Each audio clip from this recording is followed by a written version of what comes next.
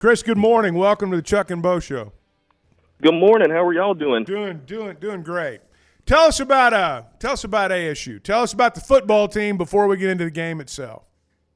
Sure, it's interesting, turn from this year to last year. 8-win team, returning, starting quarterback in Jalen Rayner, all Sun Belt caliber guy, returning wide receiver Corey Rucker, who's pretty much been on every watch list you could think of for wide receivers in the country. Jaquez Cross from Fordyce alum. So offensively is looking good. There's going to be a big question on that side of the ball. Is going to be offensive line. It's going to be some newer faces, some guys that haven't had a lot of experience there, and then defensively, it's as brand new as it gets. New defensive coordinator in Griff McCarley. There's some returning guys there on the defensive line, but there's going to be a lot of new faces on defense. So been an interesting fall camp, to say the least, in Jonesboro. So, Chris, you're first up on our camp tour. We're touring the camps of everyone on the Arkansas Razorback schedule, and you're except Alabama A&M. We just skipped right over that one, but we're starting with you at Arkansas State, and so thanks for making this happen today. What is the conversation about this game and playing Arkansas and Little Rock been like over the last few weeks or really months?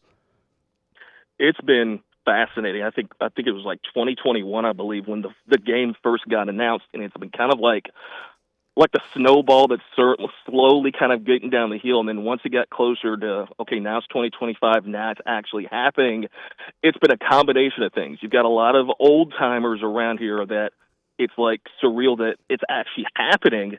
Then on the other side, you're thinking about it, it's like, well, it's a one-off, possibly, and it's like convergence of that and possibly the Razorback side, possibly the final game at War Memorial for there. So you've got so many factors in play, and so I'll be stunned if it's not a sellout come September the 6th, but it's just been fascinating to watch it because, I've been fortunate enough. I've covered an Iron Bowl. I've been fortunate enough to cover a couple Egg Bowls. I'm looking forward to this just about as much as anybody just because of the whole novelty factor. They've never played each other, so it's just uncharted territory, to say the least. Chris Hudgison, KAIT Sports Director, joining us this morning from Jonesboro. Chris, are ASU fans, are they talking about this game? Are they talking about the season? When the conversation among Red Wolves fans really kicks in, what's the first thing they talk about? Is it this game? It's honestly two games. The game against Arkansas and then top 25 Iowa State coming to Jonesboro the following week. It's this is like my, 12th or 13th, I'm over a decade in covering the Red Wolves. This is the most anticipated season of A-State football since Gus Malzahn, the 2012 season when he came, and it was just a supernova kind of effect for the program. But in terms of scheduling, the second the schedule came out, the first thing folks were trying to figure out, what time's the Arkansas game kicking off, and then what time's the Iowa State game kicking off? Because it's been last year was one of the few times A-State had back-to-back Power 4 opponents back-to-back. So last season they played Michigan. I want to say it was week 2, and Iowa State on the road back-to-back. Very competitive against the Wolverines, not so much against the Cyclones. So obviously the folks here in Jonesboro hoping for different outcome, obviously scoreline-wise, coming up this fall. But it's been a lot of anticipation around this area, and it's kind of ramped up a little bit. It kind of got a lull early in the summer, but then obviously, it's kind of the same thing all over the country. Once you kind of get close to the season, everybody's eyeballs start kind of going towards, obviously, September the 6th. You've, as you mentioned, you've been around there a while, so you've got a pretty good gauge on this. How many fans come to Little Rock? What percentage of the stadium's ASU? What are your thoughts on that? I think it's going to surprise a lot of people because I'm thinking 15 to 20,000. The reason I'm saying that is when tickets started, going out on sale, A-State, on the A-State side of things, since it's obviously a Razorback road game, A-State on the ticket side wanted essentially a points program, so to speak, obviously for donation, because obviously we're in the rev share era. They wanted to kind of make sure, hey, if you want to sit in the A-State section, here's kind of a system. Well, when Arkansas announced when the tickets were on sale, and it's like, yeah, this is a lot easier. I know a lot of A-State fans that were buying tickets from the Arkansas side, one, to make sure they had seats come September the 6th. So I think folks are going to be surprised from the Razorback side how many A-State fans come. I've heard a lot of folks, A-State folks that live in Little Rock. You've got pockets that live in Northwest Arkansas.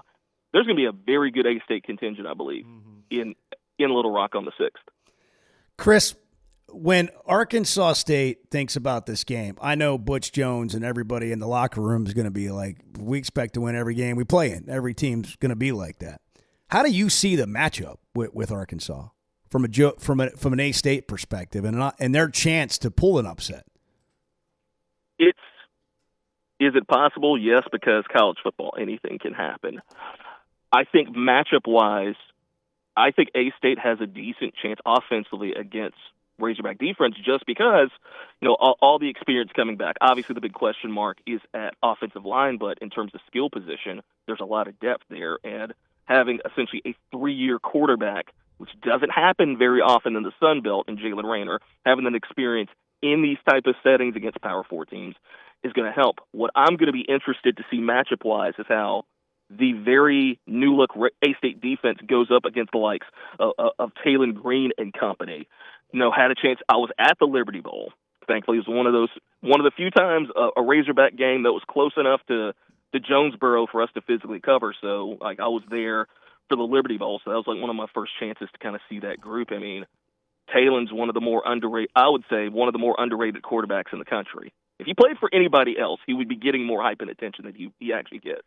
Yeah, and interesting. so that's what that's the matchup I'm really intriguing to see. And it's weird to say the third component. Special teams has kind of been an ace of the hole for A-State these last couple seasons under Butch Jones. A-State's got kicker Clune Van Andel on the Lou Groves Award, made a lot of clutch kicks there. So if it's a close game on the 6th, A-State's has definitely more than a puncher's chance to pull it off. What's A-State's predicted finish in the Sun Belt this year? They're picked preseason coaches poll 3rd in the West Division, and they don't do overall like SEC does, which is kind of weird. That's you would think, hey, do overall who you think's going to win the conference.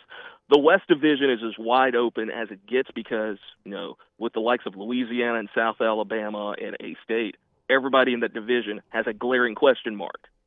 So with the way the league has been, you could have a whole bunch of 6, 7, 8 win teams out of that league, and it's kind of become a league of parity in the Sun Belt. So I've seen anywhere from A-State, if you look play the game on paper, look at the schedule, 7 wins is very doable. 8 wins is doable, depending on how much progress is made defensively.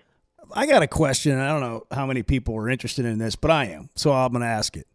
How do you cover Arkansas football, Razorback football? Like as a sports director, you're doing your sportscast. Sure. Are they you do the A-State game and then you update fans on the Razorbacks, or during the week do you talk about the Razorbacks matchup when you're putting your sportscast together?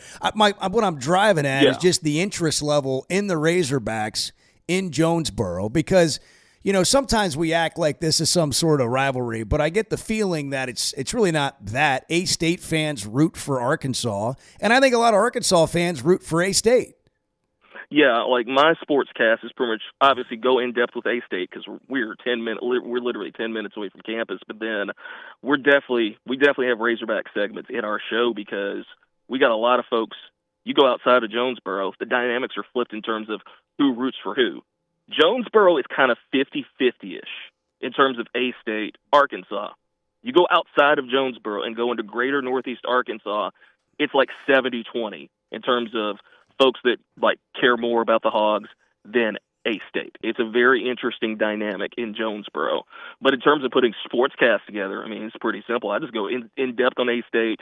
Then I've got some good friends that help me out in Little Rock and Fayetteville. Definitely send me video from time to time and go from there. Because we got NEA guys playing at Arkansas and just different smatterings of teams. I think yesterday I ran a segment on Riker Acebo, Jonesboro All-State quarterback. He's on that very deep Razorback wide receiver depth chart, but definitely try to I try to balance it at least a little bit. I mean, we get obviously more A-State than anybody else in terms of college coverage, but then definitely try to give the Hogs their fair share, and then obviously we're big on high school sports. That's kind of our two tent poles here in Northeast Arkansas. Well, Chris, thanks for making time for us today. Thank you, Chris. Appreciate the insight to A-State and Jonesboro and that part of our state, and we look forward to talking again and seeing you at the game.